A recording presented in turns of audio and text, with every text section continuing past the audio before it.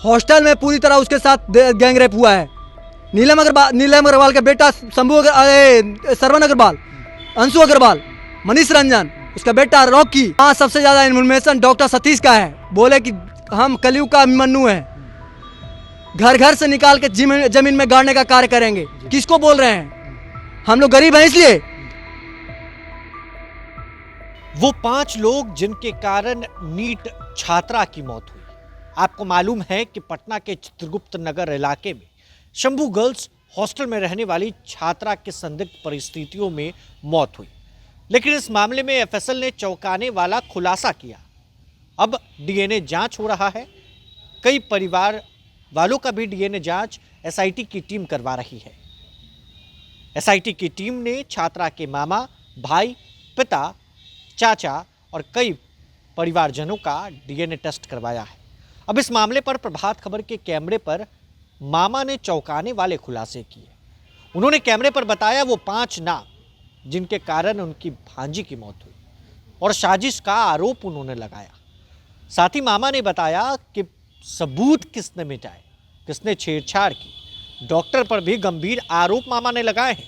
जरा इस वीडियो में देखिए और देखिए कैसे मामा ने सबको चौंका दिया है। हॉस्टल में पूरी तरह उसके साथ गैंग रेप हुआ है। कौन लोग शामिल है? नीलम अग्रवाल का बेटा श्रवण अग्रवाल, अंशु अग्रवाल, मनीष रंजन, उसका बेटा रॉकी। और उसका साक्ष्य मिटाने का कार्य प्रशासन तो पूरी तरह हम देख ही रहे हैं। स्टार्टिंग से सुसाइड का मामला दे रहे थे। वहाँ सबसे ज्यादा इन्फॉर्मेशन डॉक्टर सतीश का है। डॉक्टर प्रभात मेमोरियल हॉस्पिटल में जो हैं एचओडी हैं डॉक्टर सतीश, कल का उनका देख ही रहे हैं कि क्या वाक्यांश बोले हैं। वो बोले कि हम कलयुग का अभिमन्यु है, घर घर से निकाल के जमीन में गाड़ने का कार्य करेंगे। किसको बोल रहे हैं? हम लोग गरीब हैं इसलिए। सर, हम लोग गरीब हैं, लेकिन लड़ना किस तरह, आप न्याय के लिए लड़ेंगे ही। आप जब हमको दाबने का प्रयास कीजिएगा, 10 लोग खड़ा रहेंगे, 10 लोग खड़ा रहेंगे। आप 10 को दबाइएगा, 50 को आएगा, 50 को दबाइएगा, 100 को आएगा। अभी घर परिवार में किन किन लोगों को बुलाया गया? यहाँ फुफेरा भाई का रिलेशन समझ रहे हैं ना, भाई बहन का रिलेशन, उसको बुलाया गया है बेचारा को। और एक उसका भाई, चचेरा भाई, जो उसका कोई कांटेक्ट नहीं है, उसको बुलाया गया है। एक कभी डीएनए टेस्ट हुआ? मेरा तो हम बोल ही रहे कि मामा का हुआ है। जो केस को स्टार्टिंग से कह रहे हैं कि हम इसके साथ दुष्कर्म हुआ है, इसके साथ दुष्कर्म हुआ है। जो गुलबी घाट हम लोग चले गए तो वहां से लाने का कार्य किए, उस पर सवाल उठ रहे हैं। मामा भांजी का रिलेशन क्या होता है? सरमो या बहुत खो बैठे, क्या रिलेशन उन लोग को पता नहीं है?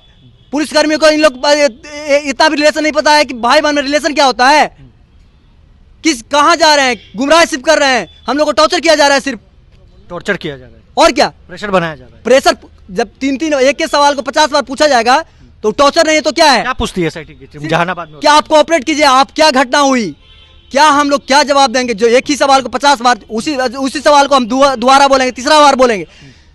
क्या स्टेटमेंट हमको बुलाना चाह रहे हैं कि इस तरह कर रहे हैं? उन लोग चाह रहे हैं कि केस को हम वापस ले लें। सर, हमको जान चल जाएगा, लेकिन लास्ट तक लड़ते रहेंगे।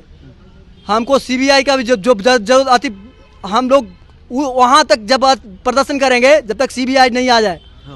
प्रदर्शन हम लोग को न्याय के लिए हम लोग लड़ रहे हैं। अभी तक न्याय हम लोग को मिल नहीं रहा है। कोई डायरेक्शन नहीं पता चल रहा है कि कहां से उस क्लू में हम लोग कब मदद नहीं की उन लोग को। क्या तो आपने देखा, उस छात्रा के मामा ने चौंकाने वाला खुलासा किया। उन्होंने 5 लोगों का नाम बताया, जिसमें हॉस्टल संचालक से लेकर डॉक्टर तक का नाम उन्होंने बताया है।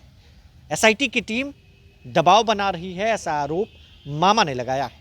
साथ ही वो कह रहे हैं कि क्या हम केस वापस ले लें।